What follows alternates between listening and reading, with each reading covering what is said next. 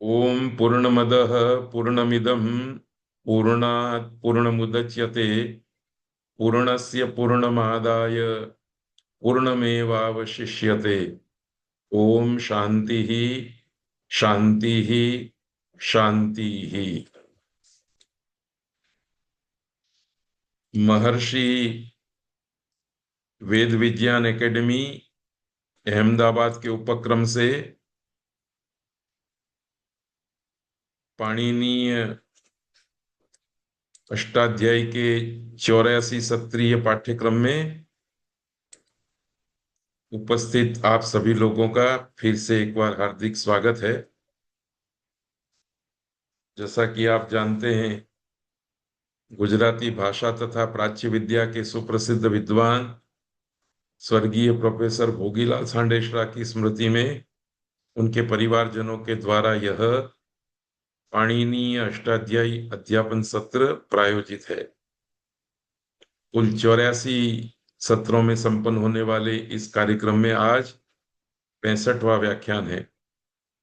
10 जून मंगलवार का दिन है। 10 जून 2025 मंगलवार का दिन है। आज बड़े ही प्रसन्न मन से हम छठे अध्याय के प्रथम पाद का प्रारंभ करेंगे। अथ षष्ठाध्याये प्रथमः पाद। इस पाद में जिन सूत्रों का समावेश किया गया है उन सूत्रों को भी स्क्रीन में दर्शन के लिए आपके सामने रखा है। सबसे पहला सूत्र है एकाचो द्वे प्रथमस्य अजादेः द्वितीयस्य। बाकी के सूत्र भी हम आगे देखेंगे। पाणिनीय अष्टाध्यायी के संदर्भ में लागू पड़ने वाली एक विशेष बात भी आपके ध्यान पर लानी है। हम जन्म जन्मांतर को मानने वाली संस्कृति के समुपासक हैं और हमारी यह मान्यता है कि एक जन्म में हमने जो ज्ञानार्जन किया, पुण्यार्जन किया, वो लेकर के हम दूसरे जन्म में जाते हैं। भौतिक वस्तुएं छूट जाती हैं पर पुण्य और ज्ञान ये दोनों लेकर के जीवात्मा दूसरा जीवन प्रारंभ करता है।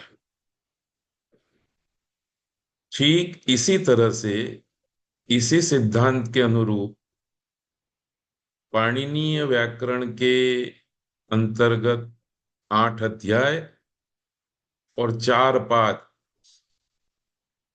ये जन्म और पुनर्जन्म की व्यवस्था के प्रतीक के रूप में है। पिछले व्याख्यान में हमने 5वें अध्याय के पहले और दूसरे पाद के सूत्रों का थोड़ा सा विमर्श किया था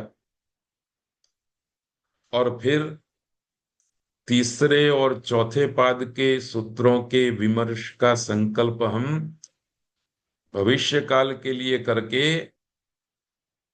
वर्ग समाप्त कर चुके थे। आज हम छठे अध्याय के प्रथम पाद का प्रारंभ कर रहे हैं। तो 5वें अध्याय में हमारा जो जन्म था उसमें कुछ कार्य अवशिष्ट रह गए थे, पर जो सूत्र हमने पढ़े, जो कार्य हमने कर लिया था वो हमारे साथ है।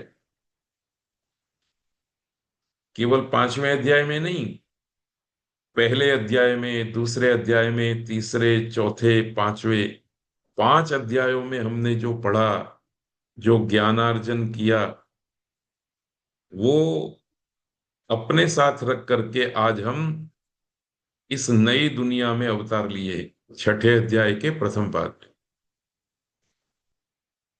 तो स्वाभाविक है कि चौथे और पांचवें अध्याय का जो वातावरण था, इस प्रातिपदिक से इस अर्थ में यह प्रत्यय होता है, एक उत्सर्ग प्रत्यय था वहां और दूसरा अपवाद प्रत्यय था। ये जो चतुर्थ और पंचम अध्याय में प्रक्रिया थी, वो प्रक्रिया हमने जानी, वो हमारे अंदर बैठी हुई है। पर आज हम छठे अध्याय के प्रथम पाद का प्रारंभ कर रहे हैं, तो समझना चाहिए कि हम शिशु हैं, बालक हैं, अब एक नई दुनिया में प्रवेश कर रहे हैं। तो जब भी आप अष्टाध्यायी का स्वाध्याय करने के लिए बैठें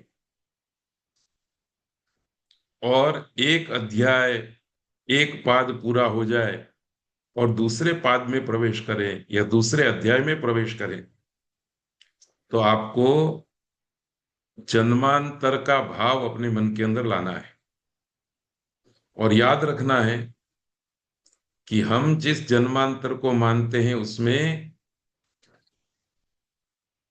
भौतिकता छूट जाती है, पर ज्ञान और पुण्य साथ साथ में चलता है। तो सूत्रों में विभक्ति व्यवस्था, अर्थ के लिए प्रयुक्त पद में विभक्ति व्यवस्था, ये सब शाब्दिक अरेंजमेंट, शाब्दिक तंत्र व्यवस्था एक अध्याय में भिन्न हो सकती है, दूसरे अध्याय में भिन्न हो सकती है, कार्य प्रणाली भी भिन्न हो सकती है, होती ही है। इसकी तैयारी के साथ हमें भूतकाल के जीवन में जो ज्ञानार्जन किया, पुण्यार्जन किया, उसका संग्रह करते हुए नए ज्ञानार्जन के लिए, नए पुण्यार्जन के लिए हमको प्रवृत्त होना है। इसलिए पूर्व पढ़े हुए सूत्रों का वर्तमान में पढ़ रहे सूत्रों के साथ अनुसंधान कर लेना बहुत जरूरी होता है। तो इस प्रस्तावनात्मक बात के साथ हम नए जीवन रूपी छठे अध्याय के प्रथम पाद को प्रारंभ करते हैं। वातावरण, परिवार थोड़ा बदल गया है, इसलिए पहले हम केवल सूत्रों पर दृष्टिपात कर लेते हैं। पहला ही सूत्र आया एकाचो द्वे प्रथमस्य, और आगे चलेंगे हम तो स्यंगः संप्रसारणम पुत्रपत्योस्तत्पुरुषे, इसके नीचे संप्रसारण के कार्य होंगे, अभी मैं बात करता हूं।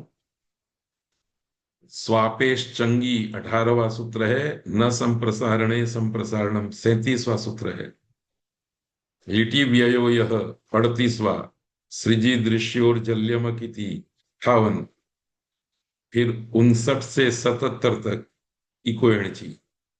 इस दरमियान संहितायाम इस सूत्र को भी लाल रंग से रखा है, देख सकते हैं आप। फिर एचो वायव से लेकर के अव्यक्तानुकरण इतौ 98वें सूत्र तक, न आमृतस्य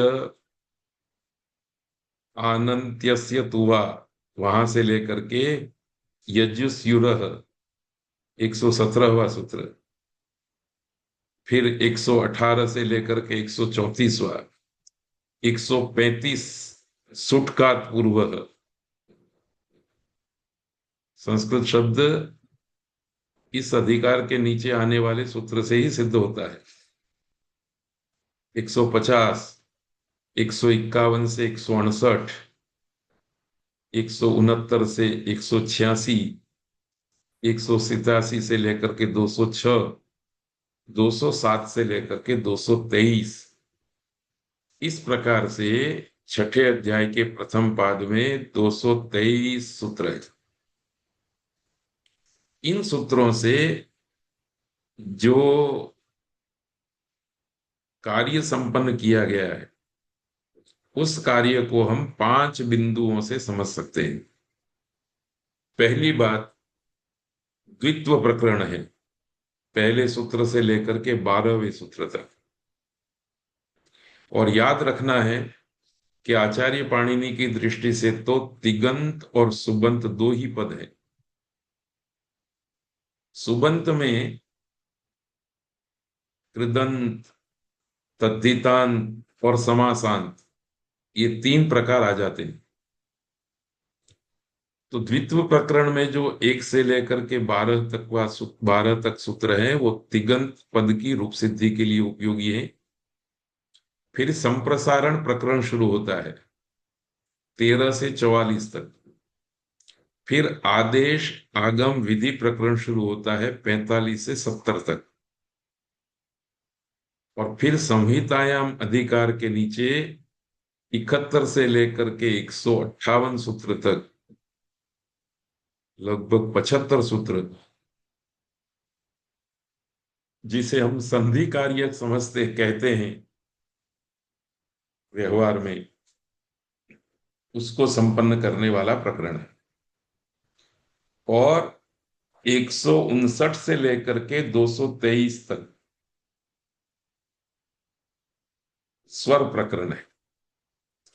तो अभी हमने उपक्रम रखा है, उसमें स्वर प्रकरण तो पढ़ना नहीं है, फिर भी उसकी सामान्य जानकारी हम प्राप्त करेंगे। तो आज हम, चूंकि नया अवतार है हमारा, वातावरण बदला हुआ है। विगत वर्ग हमने प्रातिपदिक से आने वाले कथित प्रत्यय के संदर्भ में विचारा था। आज अचानक धातु के संदर्भ में धातु प्रातिपदिक से निष्पन्न होने वाले पदों की रूप सिद्धि प्रक्रिया के उपयोगी सूत्रों को पढ़ना है। तो आज इस व्याख्यान में मात्र द्वित्व प्रकरण पर ध्यान केंद्रित करेंगे।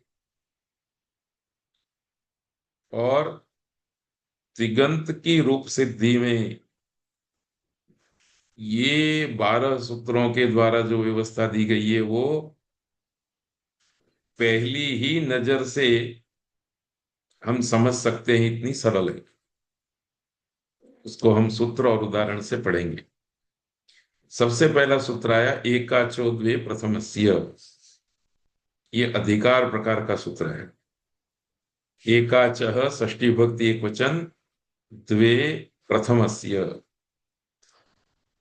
चूंकि प्रत्ययाधिकार समाप्त हो गया है, अब छठा, सातवां और आठवां तीनों अध्याय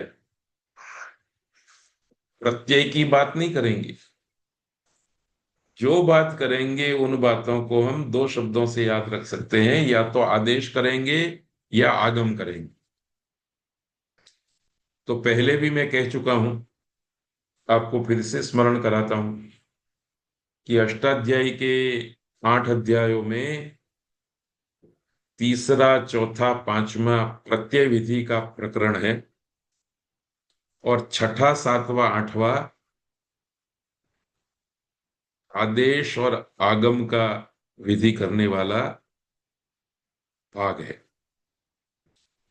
प्रारंभ के 2 अध्याय अलग अलग विषय को लेकर के हैं। स्वयं अष्टाध्यायी को समझने के लिए, अष्टाध्यायी की तंत्र व्यवस्था को समझने के लिए है। और आत्मनेपद, परस्मैपद प्रकरण, कारक प्रकरण, समास प्रकरण और विभक्ति प्रकरण जैसे कुछ विशेष प्रकरण भी पहले दूसरे अध्याय में है। तो इस द्वित्व प्रकरण में धातु नाम की प्रकृति को सूत्रकार ने ध्यान में रखा है। इसलिए जब आप एकाचह ऐसा शब्द पढ़ेंगे और उसका अर्थ लेंगे एको अच यस्मिन स एकाच, जिसके अंदर एक अच है, उसको एकाच कहते हैं। और उस एकाच शब्द का षष्ठी विभक्ति एक वचन रूप है एकाचह। तो आपको प्रातिपदिक भुला देना है, धातु का स्मरण करना है।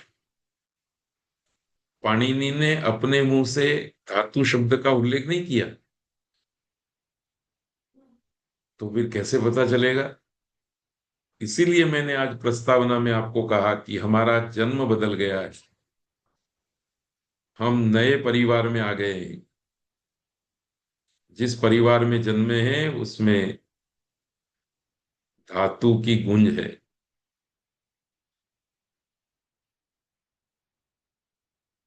तो एकाच शब्द से हम स्मृति में धातु को ले आए। धीरे धीरे बात और स्पष्ट होगी। सूत्र का अर्थ है प्रथमस्य एकाचः द्वे भवतः इति अधिकारो वेदितव्य है। चूंकि अधिकार सूत्र है, इसलिए सामान्य रूप से अधिकार सूत्र का स्वयं का कोई अर्थ नहीं होता। केवल एकाचः द्वे प्रथमस्य इन पदों की आने वाले सूत्रों में अनुवृत्ति रहेगी, ये पद उपस्थित रहेंगे, इतनी सूचना मात्र देता है। पर फिर भी चूंकि तीन पदों का अधिकार है, इसलिए तीनों पदों को मिल करके हम यदि वाक्यार्थ करते हैं तो वाक्यार्थ प्राप्त होता है प्रथमस्य एकाचः द्वे भवतः। क्रियापद अपनी ओर से उतार दिया। पाणिनि के तीनों पदों का क्रम हम नहीं रखा। प्रथमस्य एकाचः द्वे भवतः हमारी ओर से। और चूंकि ये अधिकार प्रकार का सूत्र है, इसलिए अधिकारो वेदितव्य है, ऐसा कहा। इसका हिंदी अनुवाद है प्रथम एकच वाले समुदाय का द्वित्व हो जाता है। इसको और खोल करके कहें बिल्कुल टेक्निकल लैंग्वेज में, तो प्रथम एक अच वाले समुदाय के स्थान में उसी प्रथम एकाच का दो बार पाठ करने रूपी आदेश हो जाता है। सादी भाषा में कहें तो एकाच समुदाय को हटा दीजिए और उसके स्थान पर उसी एकाच समुदाय का दो बार पाठ कर दीजिए। तो पाणिनि अष्टाध्यायी का तंत्र मशीन है। इस बात को ध्यान में रख करके आप आंख मूंद करके एक दृश्य भी खड़ा कर सकते हैं कि प्रथम एकाच को हमने उसकी जगह से उठा दिया, बाहर ले गए, अंधेरे में ले गए, अंधेरे में ले जा करके उसका दो रूप बना दिया, और फिर जो दो प्रतिकृति बनी उस दो प्रतिकृति को बना करके वापिस लाए और खाली जगह पर रख दिया। तो मशीन के रूप में जब आप देखेंगे तो एकाच समुदाय के स्थान में उसी एकाच समुदाय का दो बार स्थान रखना है, उसको दो बार रखना है। एक बार हटा करके उसी एकाच समुदाय को दो बार बिठाना है। पर अनुवाद करते समय तो हम यही कह देते हैं प्रथम एकच वाले समुदाय को द्वित्व होता है। तो द्वित्व होता है, ये द्वित्व आदेश विधि है। एक को हटा देगा और उसकी जगह पर उसी रूप वाले दो समुदाय को बिठा देगा। ये आपको याद रखना है। ये जो तंत्र व्यवस्था बनाई जा रही है उसका आपको स्मरण रखना चाहिए। इसलिए थोड़ा लिख दिया, द्वित्व का अभिप्राय एक का दो बार उच्चारण करना है। जो एक समुदाय है उसी एक समुदाय को दो बार पढ़ना, दो बार रख देना, रूप सिद्धि की प्रक्रिया में प्रस्थापित कर देना, वो द्वित्व है। उदाहरण के रूप में रूप दिए जजा, गार, पपाच, इयाय, आर, ये सब द्वित्व हुए रूपों के उदाहरण हैं। और आप देख सकते हैं कि सारे धातु रूप हैं। और भी दृष्टि डालेंगे तो पता चलेगा लिट लकार के रूप है। आगे चल करके पता चलेगा कि इनकी रूप सिद्धि कैसे होती है। अभी आपको इतना ही सुनना है और दूसरे सूत्र पर हम चले जाएंगे। अजादेर द्वितीयस्य, यह भी अधिकार सूत्र है। अजादेह द्वितीयस्य, यहाँ ऊपर वाले सूत्र में प्रथमस्य था, यहाँ द्वितीयस्य है। ऊपर वाले सूत्र में एकाच का था, उसकी अनुवृत्ति तो आ ही रही है, द्वे की अनुवृत्ति भी आ रही है। एक शब्द और बड़ा अजादेह, और प्रथमस्य की जगह पर द्वितीयस्य पद आ गया। तो इन पदों का प्रयोग करके सूत्रार्थ बनेगा अजादेह द्वितीयस्य एकाचः द्वे, भवतः क्रियापद अपनी ओर से डाल दिया। इति अधिकारो वेदितव्य, क्योंकि अधिकार सूत्र है इसलिए रख दिया। तो सूत्रार्थ में हमने अपनी ओर से कुछ भी नहीं डाला, केवल मात्र भवतः क्रियापद डाला, क्योंकि द्वे है इसलिए द्विवचन का रूप रखा। इसी प्रक्रिया से हम अष्टाध्यायी के पहले पाद को दूसरे पाद को पढ़ करके आए कि पाणिनि के वचन में और सूत्रार्थ में हमको कहाँ कहाँ क्या क्या काम करना होता है, इस बात की जानकारी और इस बात का पता हर किसी प्रतिभागी को रखना है, हर किसी पाणिनि के अष्टाध्यायी के अध्येता को रखना है। केवल सूत्र देख लिया और सूत्र का अर्थ दे दिया गया है, वो अर्थ पढ़ लिया, उससे काम नहीं चलेगा। तो सूत्र और अर्थ के बीच में हम कहाँ बैठे हुए हैं, अर्थ करने वाले विद्यार्थी, वृत्तिकार, अध्यापक कहाँ बैठे हैं और पाणिनि कहाँ बैठे हुए हैं, इसका बाइफरकेशन, इसका विभागीकरण हमारे सबकॉन्शियस माइंड में, हमारे अंतर्मन में प्रस्तापित हो जाना चाहिए। अच्छ है आदि में जिसके, ऐसे शब्द के द्वितीय एकाच समुदाय को द्वित्व होता है, यह अधिकार है। और 6 1 11 तक जाए। उदाहरण दिए गए अटिटी सती, अशीशी सती, अरीरी सती, ये सारे उदाहरण इच्छा दर्शक सन प्रत्यांत धातुओं के हैं।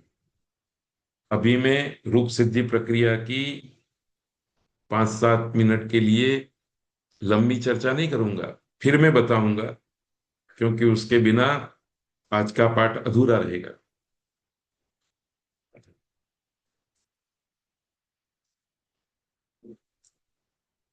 पर इन दो सूत्रों के संदर्भ में तो केवल मात्र उदाहरणों को देख करके, एक बार सुन करके ही हम आगे बढ़ जाएंगे। इसी परंपरा में एक तीसरा भी सूत्र है, न नंद्राहा संयोगादय, यह निषेध करने वाला सूत्र है। ऊपर के दो सूत्रों से जो व्यवस्था दी गई है, जिस व्यवस्था का अधिकार किया गया है, उस व्यवस्था में निषेध को प्रवर्तित करने वाला है सूत्र है। इसमें इंद्राहा, ये शब्द थोड़ा ध्यान से समझने जैसा है। इसमें एक न है, दूसरा द है और तीसरा र है। तीनों व्यंजन मात्र है और उच्चारण सौविध्य के लिए और डाल दिया गया है। बाकी र में जो अ है उसकी भी आवश्यकता नहीं है। र में अ उच्चारण के लिए डाल दिया गया, इसलिए इंद्राहा प्रथमा बहुवचन बना।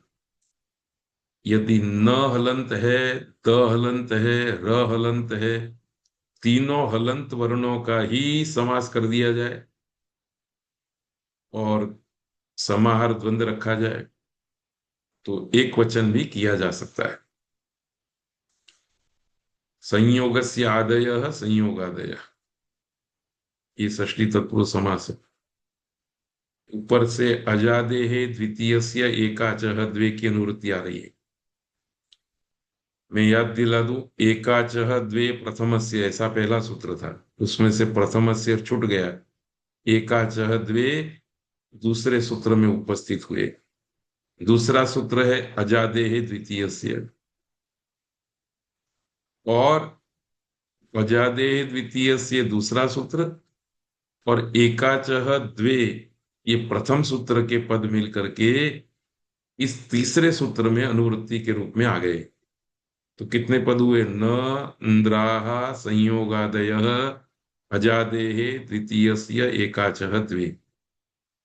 इतने 3 ए और 4 ए पद पाणिनि ने 7 पदों को अपने कंठ से अभिव्यक्त किया है। अब हमको इसका अनुवाद अर्थ करना है।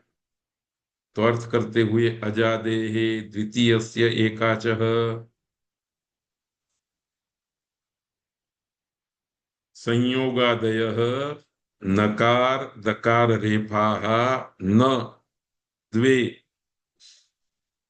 अवयवभूताः हमने अपनी ओर से डाला, और उच्यन्ते अथवा भवन्ति ये क्रियापद हम अपनी ओर से डालेंगे। बाकी सारे पद पाणिनि ने इस सूत्र में स्वयं अपने कंठ से कहे हैं और अनुवृत्ति से प्राप्त कर लिए। इस सूत्र का अर्थ है अजादि के द्वितीय एकाच समुदाय के संयोग के आदि में स्थित जो इंद्राः अर्थात नकार दकार और रेप है, ये 3 वर्ण है, उनको द्वित्व नहीं होता।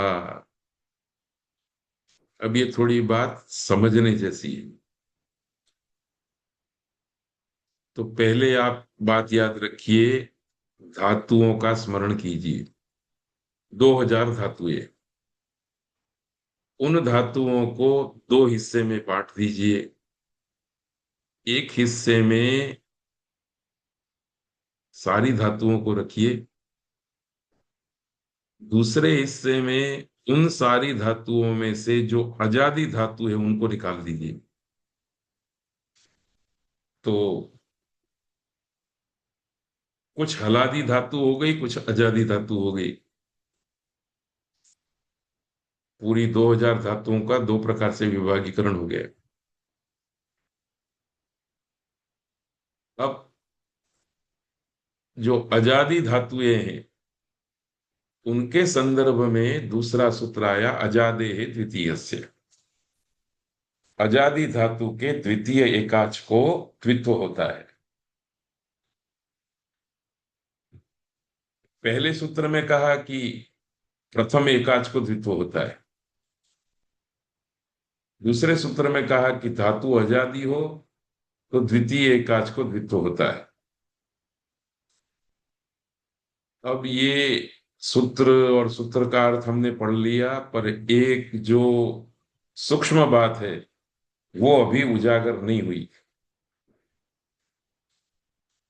जितने भी धातुएं हैं उनको हम 2 हिस्से में बांटेंगे। एक धातु वो है जो एक अच वाली है,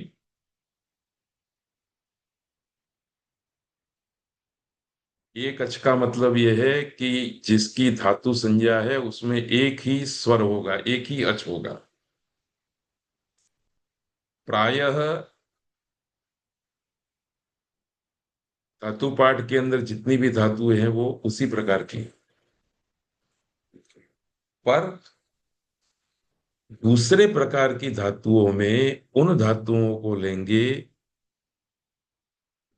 जो अजादी हैं और साथ में 2 अच वाली है, एकाच नहीं है। क्योंकि यदि 2 अच नहीं रहेंगे तो दूसरे अच को द्वित्व करने का प्रसंग ही नहीं आएगा। तो फिर से इस बात को सुनिए कि जितने भी धातु हैं उनको हम 2 हिस्से में बांटेंगे। एक ऐसी धातुएं जिनमें एक ही अच होता है, जैसे एध, पच, पठ, इन सारी धातुओं में एक ही अच है। पठ में प में अकेला अच है, एद में ए अकेला अच है। तो ऐसी धातु तो एकाचो द्वे प्रथमस्य सूत्र के अंतर्गत आएंगी। दूसरी कुछ धातुएं ऐसी हैं जो अनेक अच वाली हैं।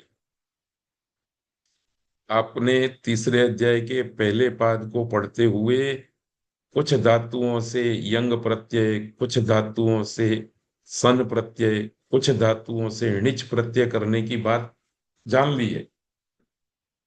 और यह भी जाना है कि सनाद्यंता धातवः, इस सूत्र से सन प्रत्यांत, यंग प्रत्यांत, णिच प्रत्यांत शब्दों की धातु संज्ञा होती है।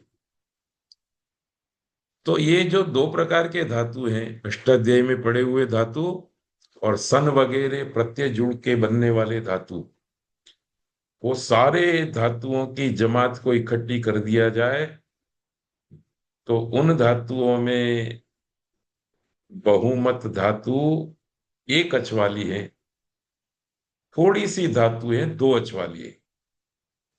अब दो अच वाली धातुओं में भी दो बाइफर्केशन करने हैं, अजादी और हलादी। हलादी को छूना नहीं है, राम भरोसे छोड़ देना है, अजादी को लेना है। और जब आप अजादी लेंगे तो ये दूसरा सूत्र आएगा, अजादे है द्वितीयस्य। धातु अजादी हो और अजादी धातु के पास दो अच हो, दो एकाच हो, दो अच हो, तो ऐसी धातु के द्वितीय एकाच को द्वित्व होगा। और तीसरी बात इस सूत्र से, जो दूसरा एकाच है उस दूसरे एकाच में यदि न, द, र संयुक्त वर्ण के रूप में दिखाई दें तो अजादि के द्वितीय एकाच समुदाय के संयोग के आदि में स्थित जो इंद्राह, नकार, दकार और रकार है उसको द्वित्व नहीं होता है। तो द्वितीय एकाच को द्वित्व नहीं होगा, प्रथम एकाच को ही द्वित्व हो जाएगा। शर्त यह है कि द्वितीय एकाच समुदाय में न, द, र ये संयुक्त वर्ण के रूप में संयोग के आदि में नहीं आने चाहिए। जैसे उदाहरण में एक क्रियापद दिया गया, उन्दी दिशति, तो उन्द धातु है, उससे सन प्रत्यय किया गया, धातु बन गया उन्दी दिशति। अब ऊ अजादि धातु है और इसमें अनेक अच हैं। ऊ स्वयं अच है, ये ई दूसरा अच है, ये ई तीसरा अच है, ये श भी अच वाला है। पर इस श के पर में रह ये स प्रत्यय आया है उन्द धातु से। तो उन्द धातु से जब सन प्रत्यय आया, इस सन प्रत्यय के पर में रहते उन्द इस अचादी धातु को द्वित्व करने के लिए बैठे तो न, द का संयोग होने के कारण प्रथम एकाच को द्वित्व नहीं हो, द्वित्व होगा, द्वितीय एकाच को द्वित्व नहीं होगा। मैं समझता हूं कि अभी ये बात आपके मन में स्पष्ट नहीं हुई होगी।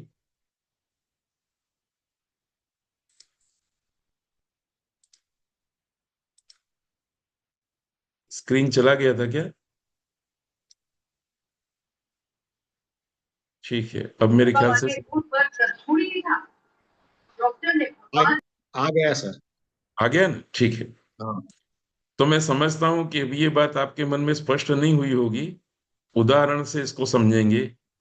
पर अभी आप द्वित्व जिनका करना है वो 3 प्रकार की धातुएं हैं।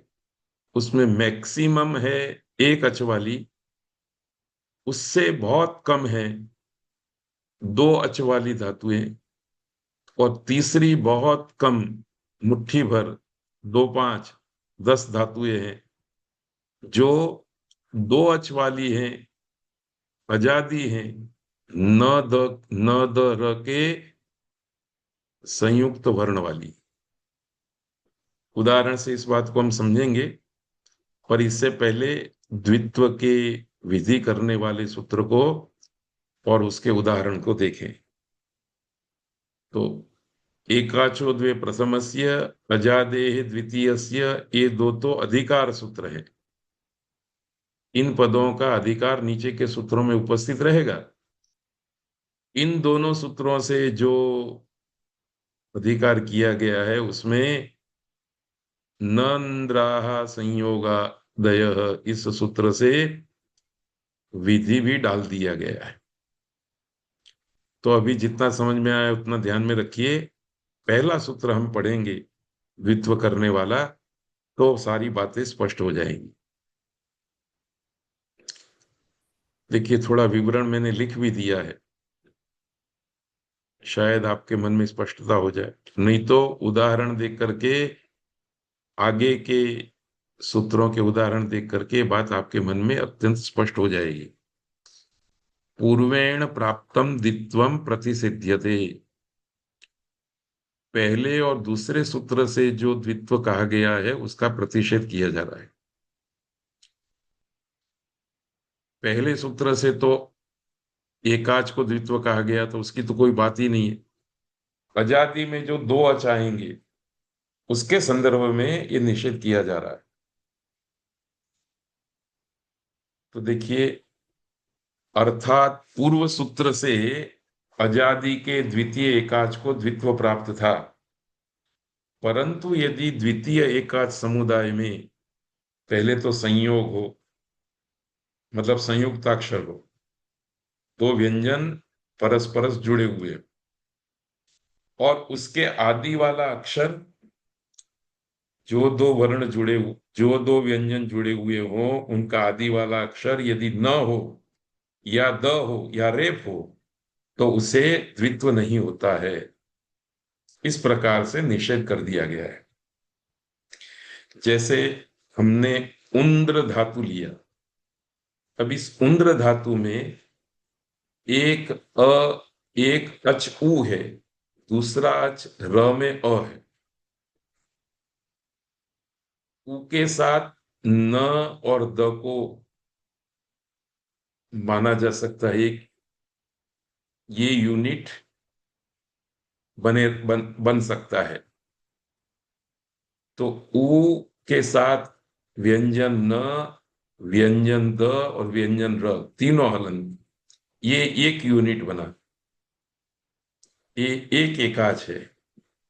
और दूसरा एकाच र में वो अच है, उस अच के पीछे तो कोई परिवार है नहीं, पर आगे 2 परिवार है, न और द का, और र स्वयं।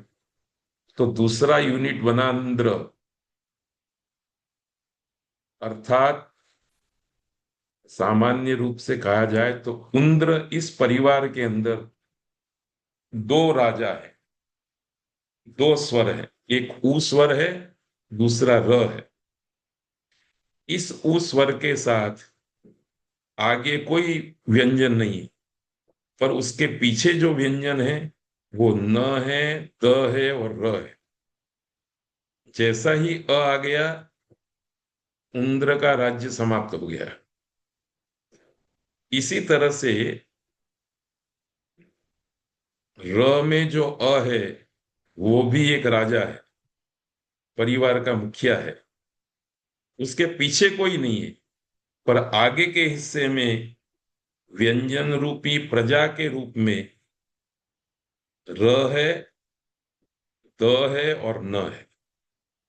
इस दृष्टि से उंद्र में 2 एकाच यूनिट बनेंगे, एक बनेगा उंद्र हलंत, दूसरा उंद्र कारांत। ये आपकी समझ में आ जानी चाहिए बात।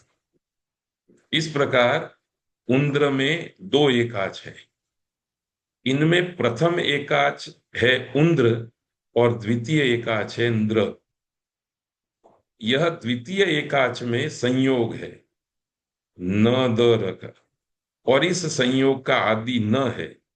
इसलिए इस सूत्र से द्वित्व का निषेध हो जाएगा, द्वितीय एकाच को द्वित्व का निषेध हो जाएगा।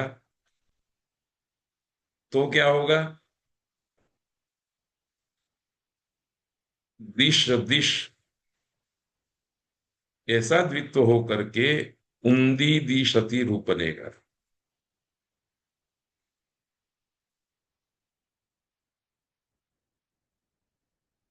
तो र को, र में जो अ है उसका द्वित्व न हो करके उंद्र, इस प्रथम एकाच का ही द्वित्व होगा। उंद्र उंद्र स, रूप सिद्धि की प्रक्रिया में जब रखेंगे तो और स्पष्ट होगा। और ये स्पष्टता तब तक नहीं होगी जब आप प्रथम एकाच वाले रूप की प्रक्रिया का दर्शन निदर्शन नहीं कर लेंगे। इसलिए ज्यादा गहराई से बात न करके हम सीधे आगे बढ़ जाते हैं। अभी दो और सूत्र आए हैं, संज्ञा सूत्र। पूर्वाभ्यास, पूर्व अभ्यास, संज्ञा प्रकार का सूत्र है, इसलिए प्रथमा विभक्ति है। पहले अध्याय के पहले पाद में सूत्रों का अध्ययन करते हुए हमने ये बात कही थी कि संज्ञा सूत्रों में प्रथमा विभक्ति करते हैं पाणिनि। उसको देख करके भी आप पता कर सकते हैं ये संज्ञा सूत्र है। ऊपर से द्वे की अनुवृत्ति आ रही है, उसको हम षष्ठी में बदल करके रखेंगे। तो ये थोड़ा प्रिंटिंग मिस्टेक है, इसको सुधार देंगे। सृष्ठ षष्ठ्या विपरिणम्यते।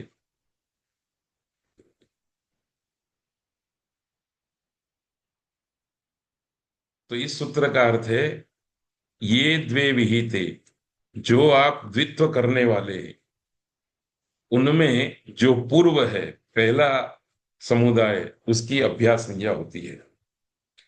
तो एक को हटा करके हमने उसी को दो बार लिख दिया, तो उसमें जो पूर्व है पहला, उसकी अभ्यास संज्ञा हो जाएगी। ये अभ्यास संज्ञा हुई तो उस अभ्यास संज्ञा के फल भी मिलेंगे। क्या फल है ये सब इन उदाहरणों में दिखाई दे रहे हैं, पर अभी केवल हम उदाहरणों को देख करके सुन करके ही आगे बढ़ जाएंगे। पपाच विपक्षति पापच्यते जुहोति अपिपच्यते, इन सब में अभ्यास संज्ञा हुई है और अभ्यास संज्ञा का फल मिला है। इसी प्रकार का सूत्र दूसरा आने वाला है। अभ्यास संज्ञा के फल के रूप में प्राथमिक बोध देने के लिए ये छोटी सी बात लिख दी है। ये अभी चित्त में दृढ़ न हो तो आप चिंता नहीं करना, आज रूप सिद्धि की प्रक्रिया के कुछ स्टेप भी विचारेंगे, उसमें और बात स्पष्ट हो जाएगी। देखिए, अभ्यास संज्ञा हम कर रहे हैं छठे अध्याय के पहले पाद में, और सातवें अध्याय के चतुर्थ पाद में एक सूत्र है अत्र लोपो अभ्यासस्य। ये 7 4 58वां सूत्र है। यहां से लेकर के चौथे अध्याय की समाप्ति तक जितने भी सूत्र कहे गए हैं वो सब अभ्यास संज्ञा का फल देने वाले हैं। तो एकदम सामान्य बुद्धि से हम विचारें तो अभी जिन सूत्रों को हम पढ़ रहे हैं उन सूत्रों से हम द्वित्व करेंगे। जिनका द्वित्व किया है उसके पूर्व भाग की अभ्यास संज्ञा होगी, और जैसे ही अभ्यास संज्ञा कर लेंगे सीधे हम पहुंच जाएंगे सातवें अध्याय के चौथे पाद के 98वें सूत्र के पास। उसके नीचे के सूत्रों के द्वारा हमें कोई ना कोई फल मिलेगा। तो बीज बोया है छठे अध्याय के पहले पाद के प्रारंभिक सूत्रों में, और उसका फल कहाँ मिलेगा? सातवें अध्याय के चौथे पाद के अंतिम सूत्रों में। तो ये कनेक्शन आपको याद रखना है, बस इतनी सी बात है। अभ्यास संज्ञा के फल के रूप में बहुत सारे सूत्र हैं, उनमें दो विशेष हैं। पहला सूत्र है ह्रस्व। इस सूत्र का अर्थ है कि अभ्यास के स्थान में ह्रस्व आदेश होता है, अर्थात अभ्यास में यदि कोई दीर्घ वर्ण होगा, प्लुत वर्ण होगा, तो वो ह्रस्व हो जाएगा। इसको पढ़ करके आप याद रख सकते हैं कि रूप सिद्धि की प्रक्रिया में अभ्यास कभी भी दीर्घ रूप में नहीं होगा, ह्रस्व रूप में भी होगा। एकाध अपवाद हो सकता है, बाकी नहीं होगा।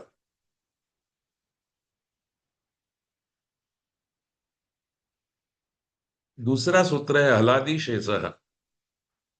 इस सूत्र का अर्थ है कि अभ्यास संज्ञा जिसकी हुई है, अर्थात जिसका आपने द्वित्व किया है, उसमें आदि का जो हल है वही शेष रहेगा, उसके सिवाय कोई हल शेष नहीं रहेगा।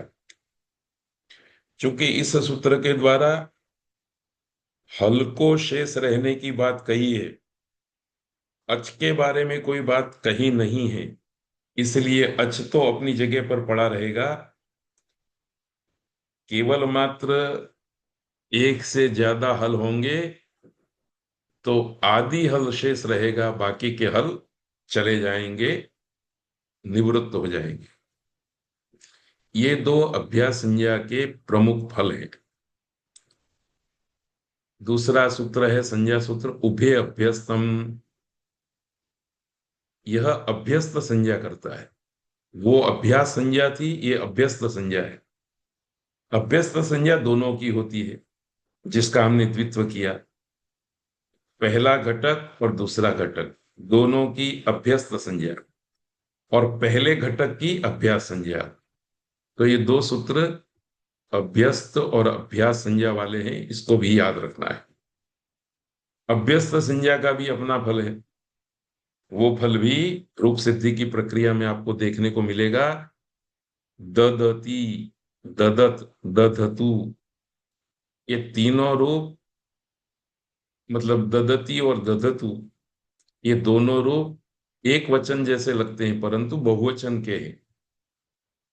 यहां ददंती होना चाहिए, पठती पठता पठंती की तरह। दधती दधता ददंती होना, ददंतु होना चाहिए पठंतु की तरह। परंतु बहुवचन में भी तू रहा है और ती रहा है, इसका कारण अभ्यास संज्ञा है। रूप सिद्धि की प्रक्रिया में सारी बातें स्पष्ट होंगी, थोड़ा धैर्य रखिए। अभी आपको दो ही बात याद रखनी है कि एक अभ्यास संज्ञा है और एक अभ्यस्त संज्ञा है।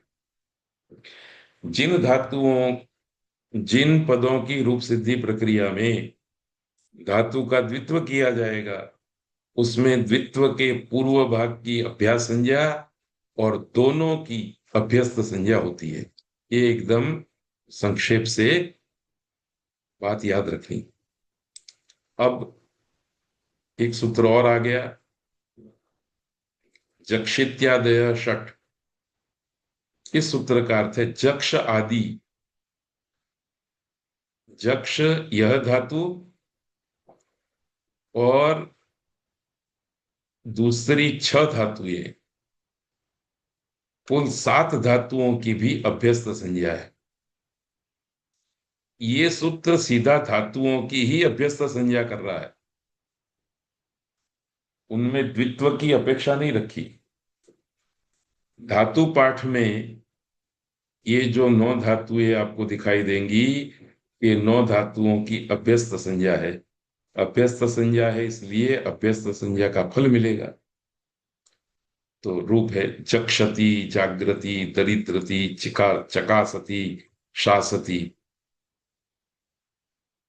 हमारी इस अध्ययनशाला में जो नवोदित छात्र हैं, जो एमए की परीक्षा देंगे या नेट स्लेट की परीक्षा देंगे, उनको ये याद रखना है, जक्षति, जागृति, दरिद्रति, चकासती, शासती, ये सारे रूप बहुवचन के हैं, एक वचन के नहीं। वैसे बहुवचन में अंति अंति होना चाहिए, पर अभ्यस्त संज्ञा के कारण अंत न हो करके अत हो जाता है। 7वें अध्याय के पहले पाद के प्रारंभ में सूत्र आएगा अदभ्यस्तात्, अभ्यस्त संज्ञक धातुओं से पर में आने वाले झी के स्थान में आदेश होता है। तो ये रूप सिद्धि की प्रक्रिया में तो आप जान ही जाएंगे। अभी केवल इस बिंदु को आप अपने मन में स्थान बना करके रखिए कि जक्षति, जागृति, दरिद्रति, चकासति, ऐसे एक वचन के रूप नहीं है, बहुवचन के रूप है। तो परीक्षा में पूछा जाता है कि जागृति किस वचन का रूप है, दरिद्रति किस वचन का रूप है। तो जिनको नहीं मालूम है वो गड़बड़ करते हैं। तो अभ्यस्त संज्ञा और अभ्यास संज्ञा, दो संज्ञाओं का स्मरण करने के साथ अब ये बहुत महत्व का सूत्र है। लिटि धातो रनभ्यासस्य, ये द्वित्व के आदेश का विधि करने वाला सूत्र है। लिटि सप्तमी विभक्ति एक वचन का पद है, धातो हो षष्ठी एक वचन का पद है, अनभ्यासस्य षष्ठी विभक्ति एक वचन का पद है। ऊपर से एकाचो द्वे प्रथमस्य अजादेह द्वितीयस्य का अधिकार आ रहा है, जो 11वें सूत्र तक चलता ही रहेगा। सूत्र का अर्थ है लिटि प्रत्यये परतः, ये आपको याद रखना है। तीसरे अध्याय में हम पढ़ चुके हैं कि धातु से लट, लिट, लुट इत्यादि 10 लकार प्रत्यय होते हैं। उन 10 लकार प्रत्ययों में लिट नाम का जो लकार प्रत्यय है, उसके संदर्भ में इस धातु को, इस सूत्र को हमेशा याद रखना है। याद रखिए, धातु पाठ में पहले गण का धातु हो, दूसरे गण का धातु हो, कि किसी भी गण का धातु हो, आत्मनेपद हो, परस्मैपद हो, कुछ भी हो, लिट लकार की बात आएगी तो इस सूत्र की प्रवृत्ति होगी, होगी और होगी ही। इतना ये व्यापक सूत्र है। आप आंख बंद करके संस्कृत भाषा जगत में विहार करना चाहें तो देख लीजिए, जब भी आपकी आंखों के सामने परोक्ष लिट लकार का कोई भी रूप आएगा, आत्मनेपद का चाहे परस्मैपद का, अन्य पुरुष, मध्यम पुरुष, उत्तम पुरुष, एक वचन, द्विवचन, बहुवचन, वो सारे रूपों में इस सूत्र की प्रवृत्ति हुई ही होगी। ये सूत्र प्रवृत्त रहेगा ही रहेगा। इतना लंबा चौड़ा इस सूत्र के उपयोग का क्षेत्र है। तो इसलिए लिटि प्रत्यय परतः इसको याद रखना है। फिर दूसरी बात, लिट प्रत्यय के पर में रहते धातु के अनभ्यास अवयव के प्रथम एकाच को, और यदि अजादि धातु है तो द्वितीय एकाच को द्वित्व होता है। लिट लकार पर में रहते धातु के अवयव अनभ्यास, अर्थात किसी धातु से प्रत्यय ला करके उस प्रत्यय को निमित्त मान करके द्वित्व हो करके अभ्यास संज्ञा न हुई हो। अभी हमने अभ्यास संज्ञा पढ़ी, वो कब होती है? जब द्वित्व हो चुका है तब। तो एक बार आपने द्वित्व कर लिया है तो ये सूत्र लागू नहीं होगा। पर यदि आपने द्वित्व नहीं किया है और अनभ्यास धातु है तो लिट लकार के पर में रहते प्रथम एकाच को, और अजादि धातु हो तो द्वितीय एकाच को द्वित्व होता है।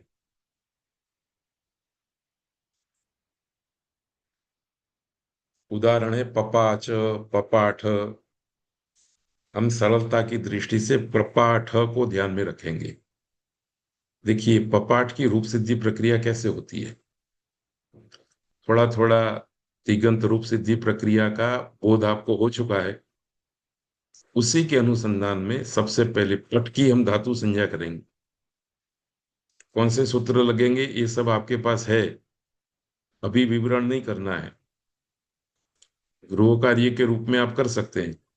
अभी मोटे मोटे जो बिंदु है उनको ही हम ध्यान में लेते हैं। धातु संज्ञा हुई तो धातु संज्ञा के फल के रूप में विवक्षानुसार लिट प्रत्यय आया कि भाई पठ इस धातु से हमें परोक्ष लिट लकार का अर्थ कहना है, परोक्ष भूतकाल का अर्थ कहना है, तो लिट प्रत्यय आ गया। लिट प्रत्यय आया तो तिब उत्पत्ति, ल के स्थान में तिप, तिप के स्थान में णल होगा, नल के स्थान में बाकी रहेगा अ, तो मूल स्थिति रहेगी पठ प्लस लिट, पर ल को तिप, तिप को नल, नल में से अ बाकी रहेगा, तो स्थिति बन जाएगी पठ प्लस अ। पठ प्लस अ की स्थिति में अ प्रत्यय पर में रहते पठ की अंग संज्ञा हुई और अंग संज्ञा के फल के रूप में वृद्धि हो जाती है पठ की उपधा को, तो पठ को हो गया पाठ। अब ये सूत्र आ गया, इसने कहा कि लिट प्रत्यय के पर में रहते, अब देखो ये अलिट प्रत्यय कैसे है, अनल के स्थान, अनल में से बचा हुआ है, णल आया तिप के स्थान में और तिप आया लिट के स्थान में, इसलिए इस अप्रत्यय को भी लिट के रूप में ही देखेंगे।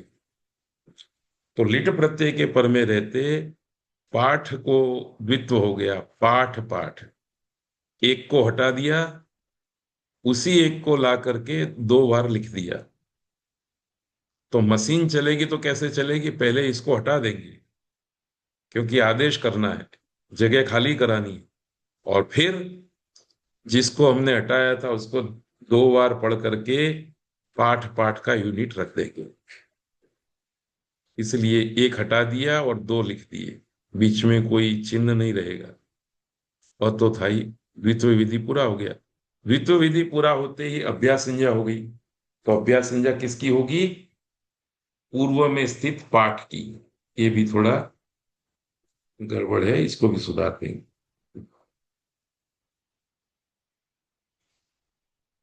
तो ये लाल कलर से जो लिखा है उसकी अभ्यास संज्ञा है। अभ्यास संज्ञा के फल के रूप में आदि हल शेष रहता है, तो आदि हल प था, आ को तो कुछ करना ही नहीं था, थ दूसरा हल था तो वो चला गया, निवृत्त हो गया, तो पाठ में से बचा पा। ये सभी रूप सिद्धि प्रक्रिया में ये प्रक्रिया चलेगी, तो बन गया पाठ पाठ प्लस अ। अब ह्रस्व ये सूत्र आया, अभ्यास संज्ञा का फल देने वाला, उसने कहा कि अभ्यास को ह्रस्व हो जाता है, तो जो पा था उसको ह्रस्व हो गया, प पाठ प्लस अ मिलकर के रूप बन गया पपाठ, चकार, लीलेख, ययाज, इयाज, ययाज थोड़ा अलग है। तो पठ जैसे धातुओं के लिट लकार के रूपों में इस प्रकार से प्रक्रिया चलती है। तो इस रूप सिद्धि की प्रक्रिया को भी दो बार तीन बार सुन करके स्टेप बाय स्टेप आपको याद रखना है। अब यहां तक के सूत्र तो हम पढ़ चुके हैं, अंग संज्ञा और उसके फल के सूत्र पढ़ने बाकी है, वो कहाँ मिलेंगे, छठे अध्याय के चौथे पाद में। तो अब हम धीरे धीरे वो फल देने वाले सूत्रों को भी पढ़ने की ओर आगे बढ़ रहे हैं। द्वित्व विधि, अभ्यास संज्ञा, ये हम अभी पढ़ रहे हैं, और अभ्यास संज्ञा के फल के रूप में जो विधि कहे गए हैं उसको पढ़ने के लिए भी हमें सातवें अध्याय के चौथे पाद तक पहुंचना होगा। तो अभी हम जो सूत्र पढ़ रहे हैं वो सूत्र ये स्टेप में काम कर रहे हैं, इस जगह पर अपनी गतिविधि हलचल बनाए हुए। संयंगो, लिटि धातु और अनभ्यास से की तरह ही लिटि को हटा दीजिए और सन और यंग दो प्रत्ययों को रख दीजिए और सूत्र का अर्थ कर दीजिए। सन प्रत्यय पर में हो, यंग प्रत्यय पर में हो, तो अनभ्यास धातु के प्रथम एकाच को द्वित्व हो जाता है, और यदि अजादि है तो द्वितीय एकाच को द्वित्व हो जाता है। तो ये सूत्र सन और यंग प्रत्यय के पर में रहते प्रवृत्ति करेगा।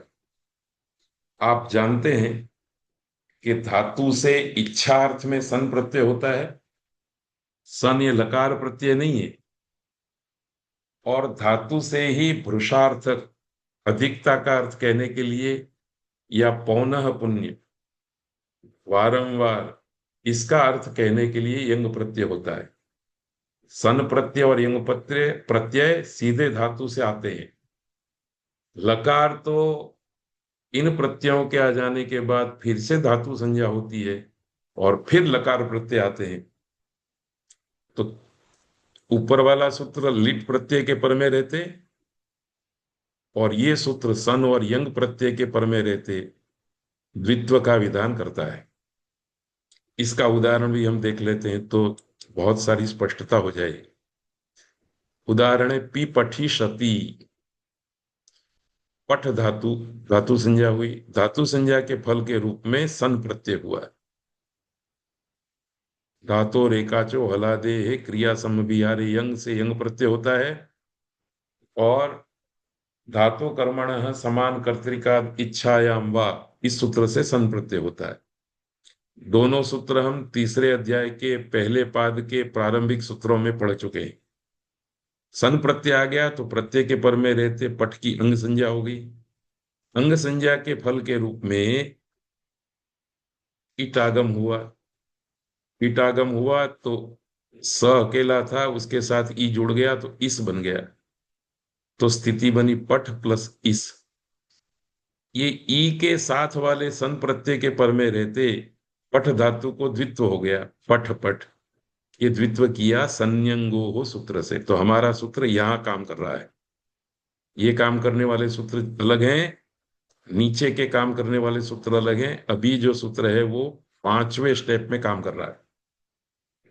द्वित्व हो गया तो पूर्वाभ्यास सूत्र ने आकर के कहा कि जिसका आपने द्वित्व किया है उसके पूर्व की अभ्यास संज्ञा होती है। तो लाल कलर से जो पट लिखा है उसकी अभ्यास संज्ञा हो गई।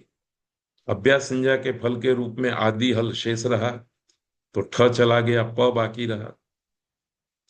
सन प्रत्यय के कारण एक और अभ्यास का फल मिला और वो फल है अभ्यास के अकार के स्थान में ई हो जाता है। अभ्यास के अकार के स्थान में ई आदेश होना सन प्रत्यय के पर में रहते ही कहा गया है। इसीलिए लिट में यंग में ये बात नहीं आएगी।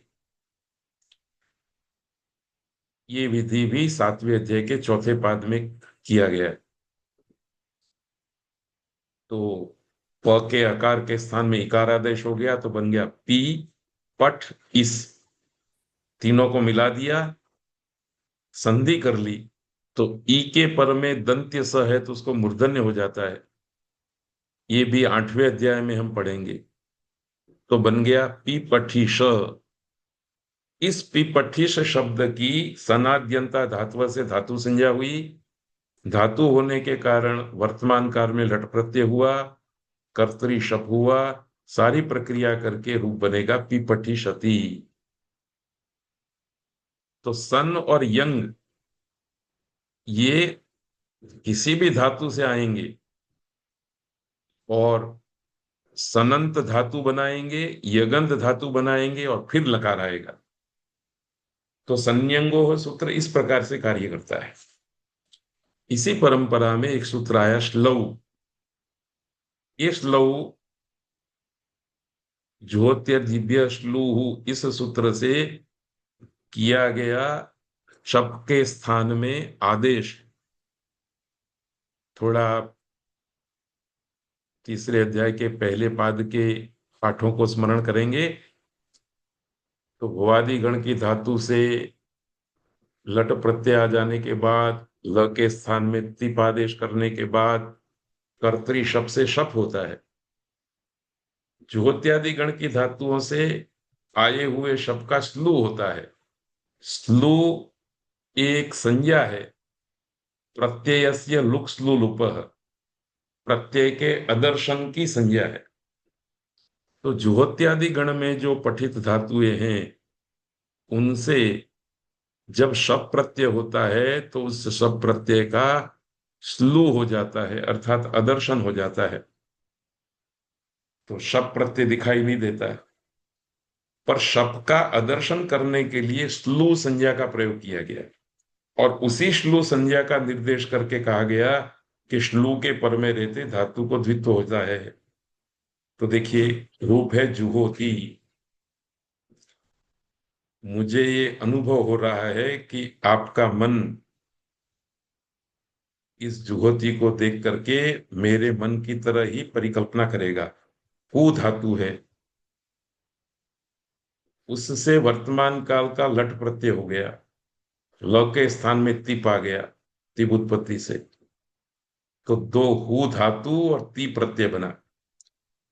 हु धातु और ती प्रत्यय के बीच में शप प्रत्यय आया कर्तरी शप से, और उस शप का ज्योत्या दिव्य श्लू ऐसे सूत्र से श्लू आदेश हो गया। श्लू का मतलब है अदर्शन, तो शप का हमने अदर्शन कर दिया। तो अगेन क्या बाकी रहा, हु प्लस ती। इस सूत्र ने आकर के कहा कि ये जो शप के स्थान में आपने श्लू किया है उसके कारण द्वित्व कर दो। तो हु को हमने द्वित्व कर लिया, हु ती। हु में ह को ज करना ये भी अभ्यास कार्य का फल है। तो जुहोती रूपना, ती के पर में रहते ह के उ को गुण हो गया, ये अंग संज्ञा का कार्य है। तो जुहोती रूप बना। इसी तरह से बिभेति, जिहेति, जिहेति रूप हा धातु का है। तो ये भी द्वित्व वाले रूपों में है, पर ये लट लकार में होता है। केवल लट लकार में नहीं, जहां जहां श्लू होगा तो लट लोट लंग विधिलिंग चारों लकारों में शप प्रत्यय होता है। जहां शप प्रत्यय होता है उसके स्थान में श्लू हो जाएगा। जहां श्लू हुआ वहां चारों लकारों में इस सूत्र से धातु को द्वित्व हो जाएगा। तो हु धातु के लट लोट लंग विधिलिंग में इसी तरह के रूप रहेंगे, जुहोती। भी धातु में भी यही होगा, पोहाक त्यागे हा धातु में भी यही होगा। जुहोत्यादि गण जो तीसरा गण है उसमें सभी जगह पर ददाती भी इसी तरह से बनता है। मूल धातु है दा, द्वित्व हो गया दादाती, अभ्यास को ह्रस्व हो गया तो ददाती। धीरे धीरे आपको प्रसिद्ध रूपों के स्वरूप को देख करके इन सूत्रों की प्रवृत्ति का ख्याल आने लगेगा। एक और सूत्र है अंतिम, चंगी। चंग प्रत्यय के पर में रहते भी अनभ्यास धातु के प्रथम एकाच को और अजादि के द्वितीय एकाच को द्वित्व होता है। ये चंग क्या है, तो मुझे आपको याद कराना पड़ेगा। किसी भी धातु से आप जब णिच प्रत्यय ले आएंगे, प्रेरक णिच प्रत्यय ले आएंगे और णिच प्रत्यांत धातु बनाएंगे, उस णिच प्रत्यांत धातुओं के लंग लकार के रूप, सॉरी लुंग लकार के रूप में रूप बनाने के लिए जब आप बैठेंगे तब ये सूत्र काम में आएगा। फिर से एक बार मैं बात दोहराता हूं। जो 2000 धातु संज्ञक धातुएं हैं, धातु पाठ में उपदिष्ट धातुएं हैं, उन धातुओं से सबसे पहले हमको प्रेरणा इस अर्थ में हेतुमती सूत्र से णिच प्रत्यय लाना पड़ेगा। 10वें गण में भी धातु से हम णिच प्रत्यय ले आते। जिन धातुओं से णिच प्रत्यय आ गया उन धातुओं के लुंग लकार के रूप की सिद्धि करते समय इस सूत्र में, इस सूत्र के द्वारा द्वित्व होगा। तो इसी के साथ हम पाठ पूरा करते हैं। मैं इस पाठ के सार के रूप में आपको फिर से याद दिला दूं कि जुहोत्यादि गण की धातुओं में लट लोट लंग विधिलिंग चारों लकारों में द्वित्व होगा। एक बात, णिच प्रत्यांत धातुओं में केवल मात्र लुंग लकार में द्वित्व होगा, और जितनी भी धातुओं से लिट लकार आएगा उस लिट लकार में भी द्वित्व होगा। और चौथी और अंतिम बात, सन और यंग प्रत्यय के पर में रहते धातुओं से द्वित्व होगा। तो सूत्र क्रम से हम देखें तो लिट प्रत्यय के पर में रहते द्वित्व, सन प्रत्यय के पर में रहते द्वित्व, यंग प्रत्यय के पर में रहते द्वित्व, फिर श्लू के पर में रहते द्वित्व, फिर चंग के पर में रहते द्वित्व। ये प्रमुख 5 प्रत्यय हैं जिन प्रत्ययों के पर में रहते द्वित्व होता है। और ये 5 प्रत्यय कब कब होते हैं वो तो सीधी गिनती हमारी नजर के सामने आई जाती है, क्योंकि तीसरा अध्याय हम पढ़ चुके हैं। तो ये 5 प्रसंग है जहां धातु द्वित्व प्राप्त कर लेता है। तो तिगंत रूप सिद्धि की प्रक्रिया के साथ साथ सन और यंग ये प्रत्यांत धातुएं कृदंत में जाती हैं, तो वहां भी आपको धातु में द्वित्व दिखाई देगा। केवल सनंत धातुएं और यगंत धातुएं, जैसे जिज्ञासा, पिपासा, चिकीर्षा। तो जिज्ञासा में भी ज्या धातु है, वो द्वित्व दिखाई दे रहा है। पिपासा, पा, पीना, पीने की इच्छा, पिपासा, तो पा धातु द्वित्व दिखाई दे रहा है। तो थोड़ा सा आप अनुशीलन करेंगे तो समग्र संस्कृत भाषा के जिन रूपों में धातु को द्वित्व होता है, एक ही धातु 2 बार अपना अस्तित्व रखता है, उन रूपों का सार्वत्रिक दर्शन भी आपको हो जाएगा। इन्हीं शब्दों के साथ आज का वर्ग समाप्त करते हैं। नियत समय के अनुसार आप अपने अगले वर्ग में मिलेंगे। सबका धन्यवाद, सबको सादर प्रणाम। नमो नमः।